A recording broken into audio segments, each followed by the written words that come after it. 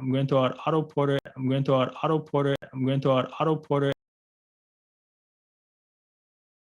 And that, ladies and gentlemen, is why you should like, share, and subscribe to this channel, because at Toronto Hoop Talk, you get the information that you need. So by now, we know a few things. We know that Chris Boucher is back, we know that Thad Young is back, and we know that Otto Porter Jr. is signing on. And if you look at the Raptors offseason situation right now, it looks a lot like this. If you look through the internet and look for Raptors offseason information, you're going to find a lot of this stuff. You're going to find the players we have on the roster, the players we newly signed, the players we have rights for but we haven't signed, the amount of money they make. But really, where does this all leave us?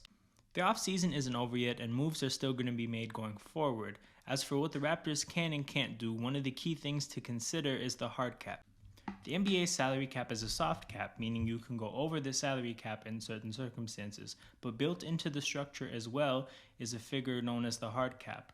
There's a line at which you can't go over under any circumstances, but there's certain things you have to do during the offseason to trigger the hard cap. So as for what's on the screen here, the first figure I have up here is the guaranteed money on the Raptors sheet right now. And this is basically all the guaranteed money that's being paid to the Raptors players under contract right now, not including the new signings. So that's not inclusive of Otto Porter Jr., Chris Boucher, or Thad Young. Next figure is inclusive of those new contracts to Otto Porter Jr., Chris Boucher, and Thad Young, and is inclusive of all the new money that's going to be added to the cap sheet. So that's an estimation of where the Raptors stand right now. And that last figure is the non-guaranteed money that the Raptors have on this cap sheet right now that I've excluded from the 137 figure because it can be gotten rid of if necessary. But that's money that's owed to Delano Banton and Armoni Brooks, and we don't know for sure whether they're going to be on the team next year. With Delano Banton, it's likely. With Armoni Brooks, it's not likely, but we don't know, and the Raptors can go either way. So I've not included their unguaranteed money to that 137 figure. I've kept it to the side, and we're just going to keep it in mind as we flush through the other numbers. So that leads us to the most important part, the colored figures at the bottom, which are really the three numbers you have to keep in mind. You have the hard cap at the top, which is that figure that might get triggered, it might not get triggered. You have the luxury tax, which is clearly important to the Raptors if you look back at the Thad Young trade. And you have where the Raptors currently stand in terms of the guaranteed money they have on the books as of right now. And it is an estimation because we don't have the exact figures on Otto Porter Jr.'s deal, Thad Young's deal, and Chris Boucher's deal. The biggest takeaway so far is that the Raptors haven't triggered the hard cap yet, so it's hard to map out what the rest of the offseason is going to look like. So what I'm going to do is walk you guys through the two different timelines and what the Raptors offseason would look like from this point onwards if they trigger the hard cap and if they don't. So we're going to start with the hard cap scenario, and there's three things you do to trigger the hard cap.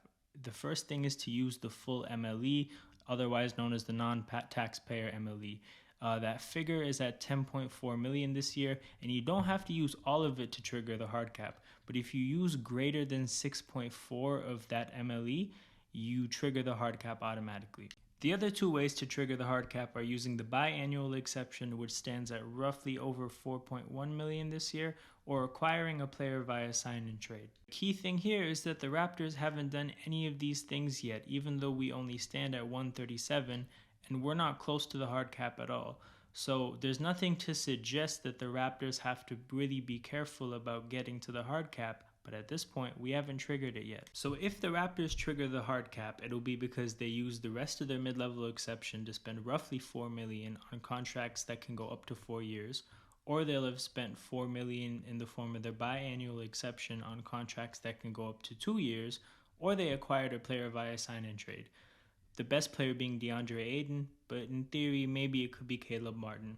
Once that happens, the rest of their offseason will have to consist of minimum salary signings or trades. The reason I've taken away the hard cap from this diagram is because even if the Raptors trigger it, they'll probably not worry about it. And the reason being is because the Raptors probably won't even extend past the luxury tax. The Raptors ownership has only shown willingness to get into the luxury tax when the Raptors won the championship in 2019 and they were making efforts to re-sign Kawhi Leonard.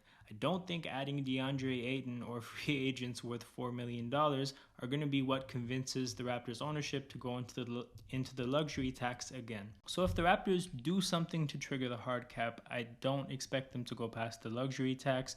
They'll probably spend the rest of the mid-level exception, save some space to acquire salary in a trade mid-season, and call it a day for the rest of the offseason, but they haven't done it yet. And that's where things get interesting, because we have to explore why they haven't done it yet. So this is what it would look like if the Raptors aren't hard capped. And what you'll notice is there's a lot less things to do, because if you can't acquire a player via sign and trade, you can't use the biennial exception, and you can't use the full mid-level exception.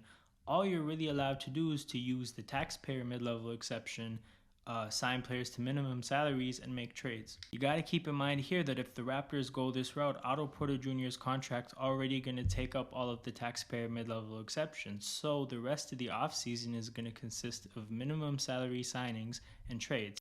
And Otto Porter Jr.'s contract is already factored into that figure of 137. So you have to consider, if minimum salaries and trades are the only ways left for the Raptors to use money, but they're making a point to be able to get up to that 156 hard cap, you have to wonder, well, minimum salaries won't get you up that high.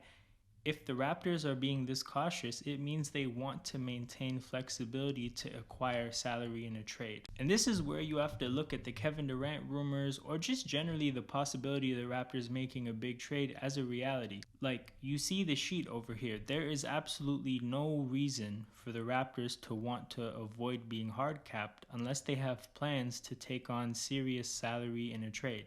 And for that to happen, you would also have to send out a fair amount of salary to take back, let's say, 10 more than you're sending out.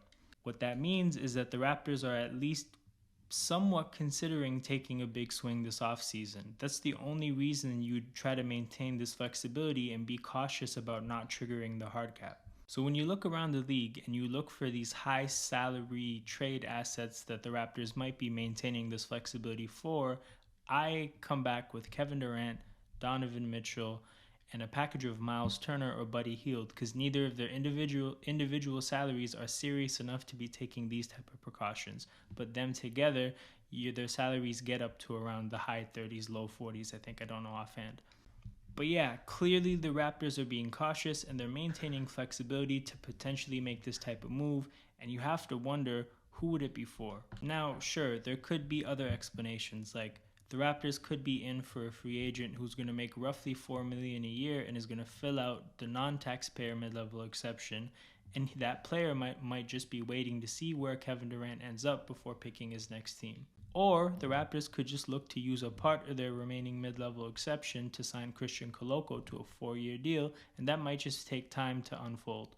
Regardless, the Raptors did a really interesting thing targeting a free agent who could fall under either mid-level exception depending on how the rest of the offseason goes. As for what will actually happen, who knows? We'll have to wait and see. But hopefully I'm back on this channel in a couple days talking about how we're title favorites because we have Kevin Durant.